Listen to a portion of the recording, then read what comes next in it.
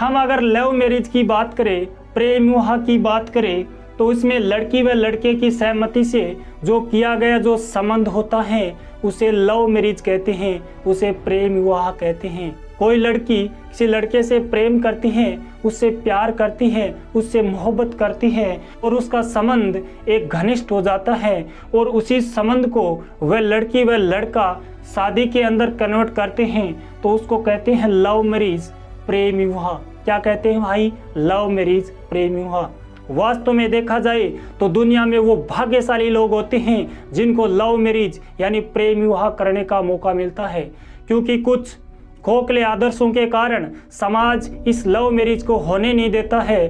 प्रेम विवाह करने से समाज इनकार कर देता है और ये लव मैरिज समाज कदापि ही बर्दाश्त नहीं करता है, होने नहीं देता है। लेकिन जो भी लोग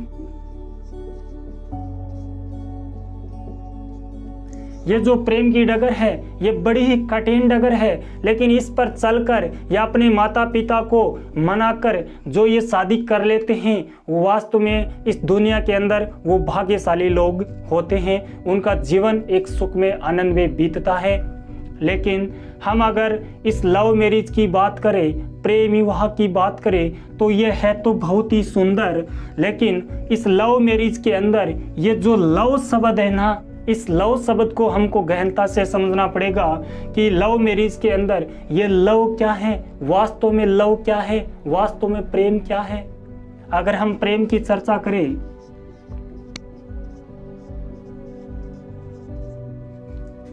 क्योंकि लव मैरिज को समझने से पहले, लव मैरिज को करने से पहले हमको लव को समझना पड़ेगा, कि प्रेम को समझना पड़ेगा कि वास्तव में प्रेम क्या है, वास्तव में लव क्या है।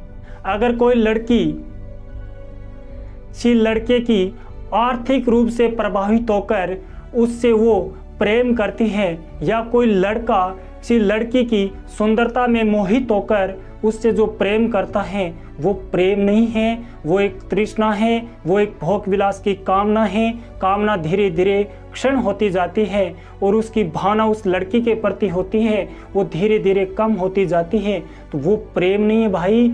अगर हम प्रेम की बात करें तो वास्तव में प्रेम क्या है? वास्तव में प्रेम है दो शरीरों का बंधन, दो आत्माओं का बंधन।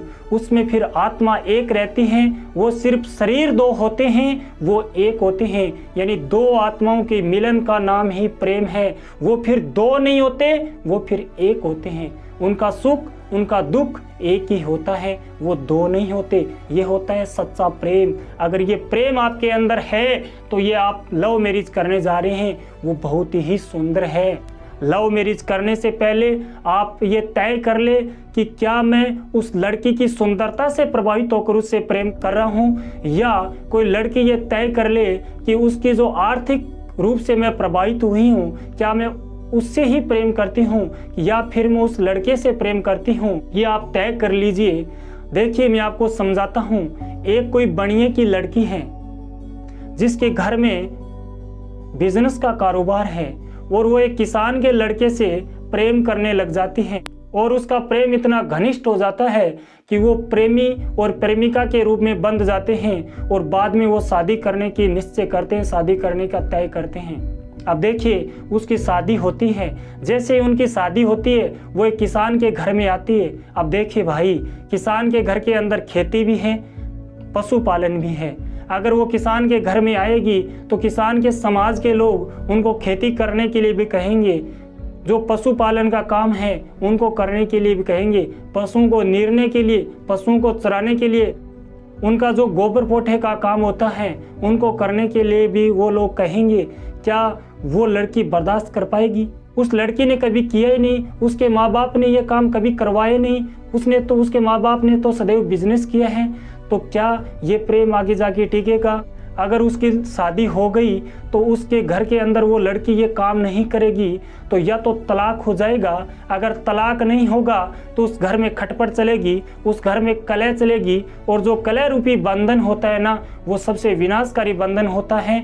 वो उनका ही नहीं, उनका परिवार का, उनका समाज का खैनाश कर देती है, विनाश कर देती है। तो ऐसी शादी कभी नहीं करनी चाहिए। ये प्रेम नहीं है, ये एक तृष्णा है, एक भोग विलास की कामना है। प्रेम अगर आप किसी से करते हैं तो आप उनको सबसे पहले निरखें, उसकी जांच करें कि उसका कर्म कैसा है, उसका आचरण कैसा है, उसका व्यवहार कैसा है, उसका चाल चलन कैसा है, वो चाहे लड़की हो या लड़का हो। अगर कोई लड़की किसी लड़के से प्रेम करती है तो वो पहले देख ले कि मैं जिस लड़के के साथ शादी करने जा रही हूँ उस लड़के का आचरण कैसा है, उसका व्यवहार कैसा है, उसका चाल चलन कैसा है, उसके जो समाज की रीति रिवाज कैसी हैं, उसका कर्म कैसा है, उसका सिद्धांत कैसा है। क्योंकि सबसे पहले आपको जांच कर लेनी चाहिए। लड़का है तो सिर्फ लड़की की सुंदरता में मत फंसे, उसकी चाल चलन, उसका पहनावा, उसका जो सिद्धांत है, उसकी रूपरेखा है, उसमें जो गुण हैं, उसमें जो आचरण हैं, उन सब की जांच कर लेनी चाहिए। क्योंकि जांच करने के बाद में कोई संदेह नहीं होता है, और जिस संबंध के अंदर संदेह नहीं होता है वही सच्चा प्यार होता है। जिस संबंध के अंदर संदेह होता है वो प्यार तो बहुत बड़ी चीज़ है, वो संबंध भी ज़्यादा दिन चलता नहीं है, वो संबंध एक दिन टूट जाता है। इसलिए सबसे पहले आपको निरखना चाहिए, आपको जांच करनी चाहिए। जांच करने के बाद में आपको अगर ऐसा लगे कि मैं इससे सच्चा प्यार करता हूँ, मैं इस लड़की से सच्चा प्यार करता हूँ, या कोई लड़की ये देखे कि मैं जिस लड़के के साथ शादी करने जा रही हूँ मैं वास्तव में उससे सच्चा प्यार करती हूँ, हमारे अंदर कभी भी कोई मन मुटाव नहीं होगा, हम एक सुख में जीवन, आनंद में जीवन में रहेंगे, अपना आनंद में जीवन बिताएंगे। अगर ऐसा आप प्रेम करते हैं तो आप लव मैरिज कर लीजिए, प्रेम विवाह कर लीजिए। आपके प्रेम विवाह के अंदर कभी भी कोई बाधाएं, कभी रुकावट नहीं आएंगी। दूसरी बात, आपने अपना आचरण, अपना व्यवहार, अपना सिद्धांत वो तो देख लिया, लेकिन जो लड़की जिस लड़के से शादी करने जा रही है वो उसका आचरण, उसका व्यवहार, उसका गुण, उसका कर्म, उसका सिद्धांत तो देखे ही देखे। उनके परिवार का क्या सिद्धांत है, उनके समाज का क्या सिद्धांत है, उनके समाज में क्या रीति रिवाज हैं, उनको भी देखना चाहिए। बहुत सारे लोग प्रश्न करेंगे कि भाई एक लड़की किसी लड़की से प्रेम करती है, वो उनका आचरण, उनका सिद्धांत उसको तो अपनाती है, वो देखती हैं कि उस लड़के का जो सिद्धांत है वो मेरे अनुकूल है और मुझे वो पसंद है। लेकिन अगर वो उसके समाज के रीति रिवाज, उसके समाज के सिद्धांतों का पालन नहीं करती हैं तो क्या शादी नहीं करनी चाहिए।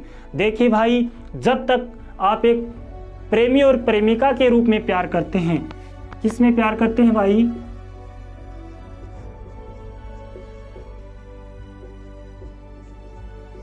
एक प्रेमी और एक प्रेमिका के रूप में प्रेम करते हैं, तब तक समाज से कोई लेना देना नहीं होता है कि समाज का क्या रीति रिवाज है, समाज का क्या धर्म है, समाज का क्या काम है, इससे आपको कोई लेना देना नहीं होता।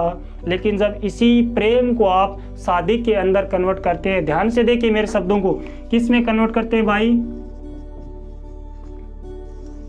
शादी के अंदर आप अगर कन्वर्ट करते हैं तो देखिए अभी तक आप एक प्रेमी और प्रेमिका के रूप में अपना जीवन बिता रहे हैं, लेकिन जैसे ही इस प्रेम को आप शादी के अंदर परिवर्तन करते हैं, शादी के अंदर कन्वर्ट करते हैं, तो आप एक गृहस्थ आश्रम में प्रवेश कर जाते हैं। आपको पता ही नहीं है कौन सा आश्रम है,